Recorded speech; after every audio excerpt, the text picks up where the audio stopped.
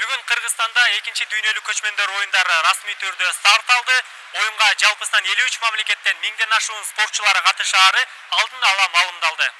Бүгін мелдештин алгачкы бөлүктөрү башталды.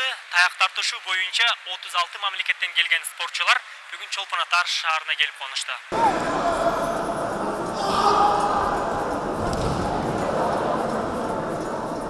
Кыргызстанда бүткүл дүйнөлүк көчмөндөр ойунуна караштуу ошо таяк тартыш масс рестлинг боюнча дүйнөнүн экинчи жолку чемпионаты өтүп жатат.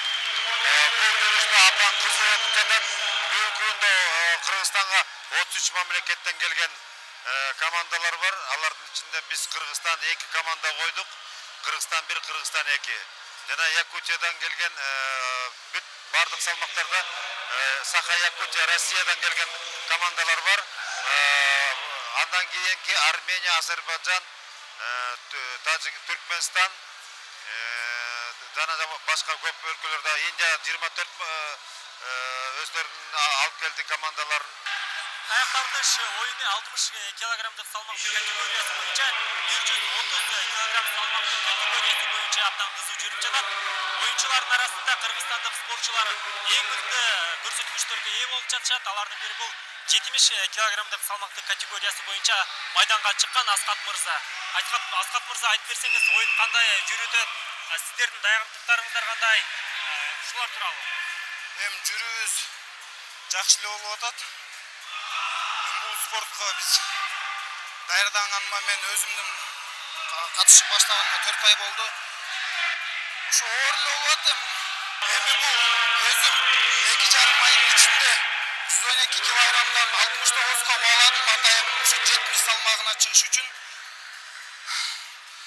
Ушул учур менен мен пайдаланып, ушул агайларыма рахматымды, ыраазычылыгымды айтып кетейин деген бул Азербайжандын спортчусу менен кезиктим, аны уттум.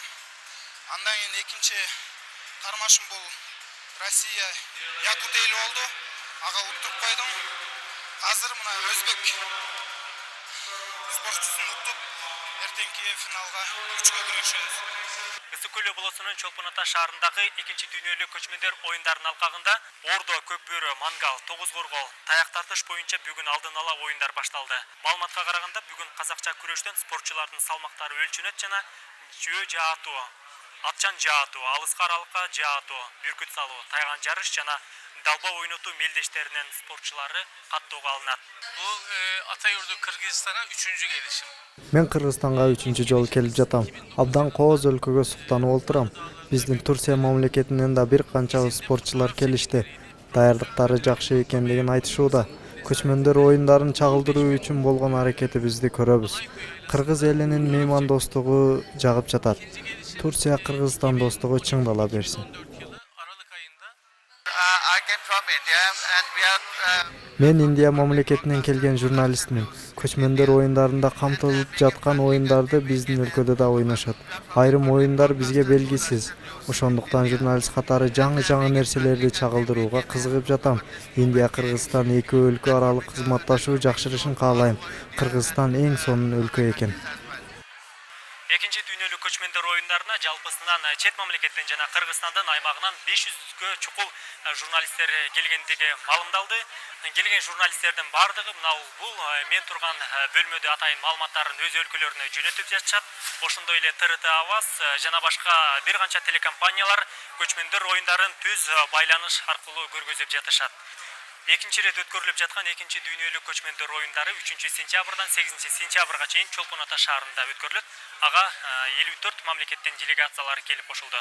Мелдештин расмий ачылышы бүгүн кечки 8:30 башталат.